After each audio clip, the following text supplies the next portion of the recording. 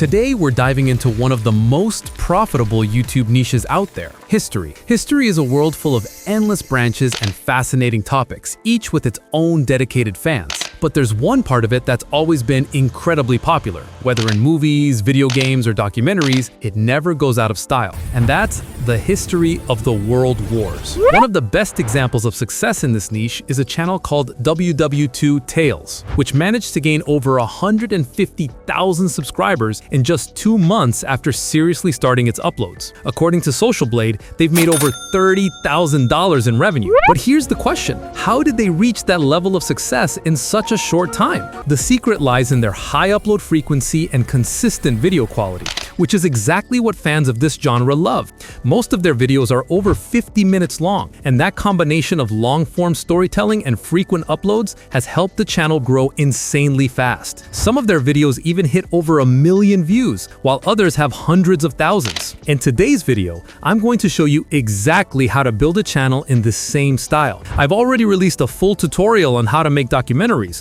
which I highly recommend you check out. But this video will take things further. I'll walk you through every single step, from finding the right topic to editing the final video, so you'll be able to create multiple videos a day using the same method. I've also put all the prompts you'll need down in the description, so you can get started right away. Now, before we jump into the main tutorial, let's watch a short demo of the kind of video we're about to create. Let's get started.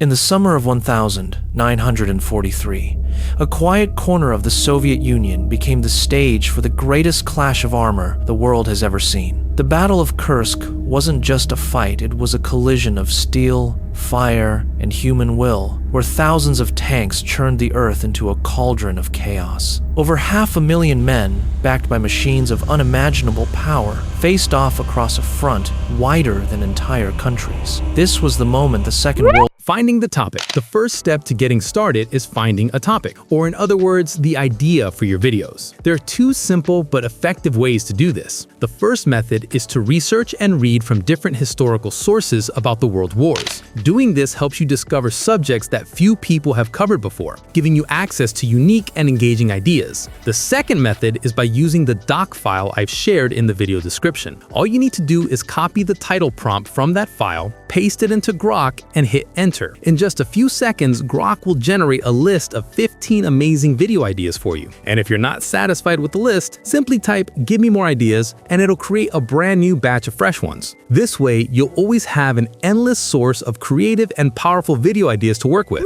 Writing the script. Now that you've got your topic and idea ready, it's time to move on to script writing. My advice is that if you want your channel to stand out from the rest, you should definitely take inspiration from successful channels in this niche. Keep in mind though that being inspired is completely different from copying. The goal is to learn from how they tell stories, build narratives, and create atmosphere, not to replicate their content. But to make this step much easier for you, I've simplified the process. Just go back to the doc file and copy the instruction under the section called script prompt, then paste it into Grok. At the beginning of the prompt, there's a section where you'll need to insert your chosen title. For example, let's say I picked idea number 9. I'd place it in the title section, hit enter, and Grok will immediately start generating a full script. Since our example channel produces videos that are over 50 minutes long, we'll need longer and more detailed scripts. Luckily, this prompt is designed to create exactly that: extended documentary-style scripts. If the script doesn't finish completely, simply type part 2, and Grok will continue writing right from where it left off. And when you want the script to end properly, just type the end, and Grok will wrap it up professionally,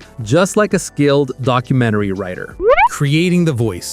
Now that your script is ready, it's time to produce the voiceover. If you have a good voice and your tone fits the narration style, I highly recommend recording it yourself. A real human voice always connects more deeply with the audience. But if for any reason you can't record it, don't worry. Just go to Google and search for minimax.io, click the official link, and sign in using your Google account. The site gives you 10,000 free credits right after signing up, which you can use to generate voices. Next, go back to Grok and copy your script. For example, example, I'll just copy a small part of mine and paste it into Minimax. By default, you can input up to 5,000 characters per generation, but if your script is longer, simply enable the extended input option and you'll be able to enter up to 200,000 characters, which is perfect for long-form videos. Then head over to the voices section and listen to different options until you find one that best matches the tone and atmosphere of your story. Personally, I prefer the gentle voice because it sounds more natural and storyteller-like. Once you've made your choice, just click generate, and within a few seconds, your voiceover will be ready. Realistic, professional, and easy to download.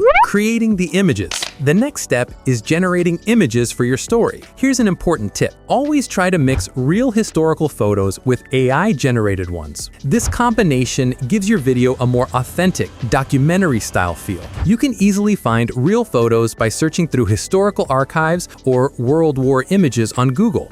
Just make sure to mention in your video that some of the visuals were created using AI. This keeps your content transparent and trustworthy. Now, to create AI images, go to your doc file, copy the image prompts command, and paste it into Grok. Then press enter. Grok will instantly start generating image prompts for you, usually about 10 at a time. If you want more, simply type "give me more prompts" and Grok will continue creating new ones from where it left off. This way, you can generate as many prompts as you need for your project. Next, go to Google, search for ImageFX, and click on the official link. Copy one of the prompts Grok generated and paste it into ImageFX. Set the image size to YouTube format, click create, and within a few moments, you'll get incredibly realistic vintage-style photos that look like they were captured with old wartime cameras. Keep repeating this process for all your remaining prompts, and by the end, you'll have a complete set of stunning cinematic images ready for your video.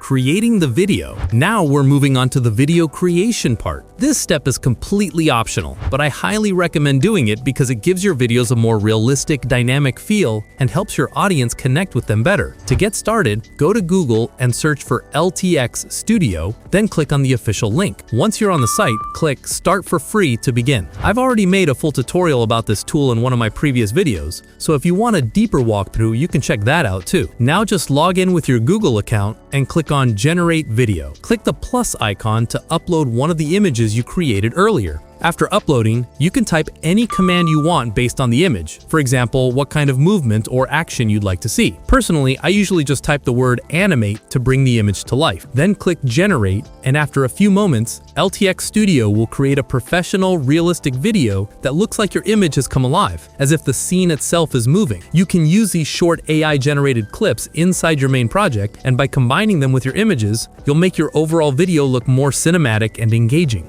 Creating thumbnails. As you know, I decided to make professional thumbnail prompts for you to make this process easier. In this video, I've prepared a special prompt that you can use to create cinematic and eye-catching thumbnails. All you need to do is go back to the doc file, copy the thumbnail prompt, paste it into Grok, and hit enter. Grok will immediately generate 3 professional thumbnail prompts for you, each capable of creating a striking and unique thumbnail. Next, copy one of these prompts and go to ImageFX. Paste it into the prompt section and click create. In just a few moments, you'll have stunning, cinematic, and highly professional thumbnails ready, from which you can select the best one to use for your video. Editing. Now we've reached the final stage, editing and producing the main video. I use CapCut for editing. First, open CapCut and click Create Project. Then, from the Import section, bring in all the images, videos, and audio files you've created. Start by adding the audio to the timeline. Usually, AI-generated voiceovers have long pauses, so you'll need to remove those manually. But be careful not to cut or damage the narrator's voice. Once the silences are removed, select the entire audio file, right-click, and choose Create Compound Clip to make the audio seamless. Next, it's time to add your images and video clips. Place them on the timeline and align them with the narration. If any images don't fit the video frame perfectly, select them all and slightly increase the scale so they match the frame. Now let's move on to effects. I start with old TV to give the video a vintage historical feel, then add black noise to make the scene darker and more documentary-like. For a more cinematic look, click on the first image, set a keyframe, and slightly increase the scale by the end of the clip to create a gentle zoom effect. You can repeat this technique for the rest of the images. Next up are transitions. I use black fade to make scene changes smooth and natural, and I also add mixed transitions for extra variety. After that, we handle subtitles. Go to the captions section, click auto caption, and then generate. Depending on the length of your video, this may take a few minutes. Be sure to review the subtitles afterward to correct any spelling or grammar errors. In the basic section, you can adjust font sizes, and under template, try different styles. I personally choose a clean, simple template, but you can use any style you prefer. Finally, it's time to add background music. Go to Pixabay and search for War to find music that fits the historical and war-themed atmosphere. Download whichever track feels right for your video, import it into CapCut, place it on the timeline, trim any excess, and lower the volume so it doesn't interfere with the narrator's voice. And that's it! Your professional, fully edited video is ready. You can now export it at the highest quality and upload it to YouTube. I hope you enjoyed this tutorial and that it serves as the starting point for building your own successful YouTube channel. If you found this video helpful, don't forget to like and subscribe. Many more tutorials are on the way. I'll see you soon with a brand new video. In the summer of 1943, a quiet corner of the Soviet Union became the stage for the greatest clash of armor the world has ever seen. The Battle of Kursk wasn't just a fight, it was a collision of steel, fire, and human will, where thousands of tanks churned the earth into a cauldron of chaos. Over 500,000 men, backed by machines of unimaginable power, faced off across a front wider than entire countries. This was the moment the Second World War's tide began to turn, but the cost? Unthinkable, and the stories of those who fought? Unforgettable. This is the story of Kursk, where the earth burned and history was forged in flames. By the summer of 1943, the Eastern Front was a wound that refused to heal. 2 years earlier, Hitler's Operation Barbarossa had unleashed 3 million German troops into the Soviet Union, shattering cities, swallowing armies, and leaving a trail of devastation from the Baltic to the Black Sea. The Wehrmacht's Panzer's sleek, deadly machines like the Panzer III and IV had sliced through Soviet defenses with terrifying precision. By late 1942, German forces stood at the gates of Stalingrad, dreaming of a victory that would crush the Red Army and secure the Third Reich's dominance. But Stalingrad changed everything. The Soviet counteroffensive in the winter of 1942-43 trapped and annihilated Germany's Sixth Army. Over 200,000 German soldiers were killed or captured in a frozen nightmare. For the first time, the invincible Wehrmacht had been humbled. Hitler, enraged and desperate, needed a decisive blow to regain the initiative. His generals turned their eyes to a bulge in the Soviet lines, a 150-mile-wide salient near the city of Kursk, jutting into German-held territory like a fist ready to strike.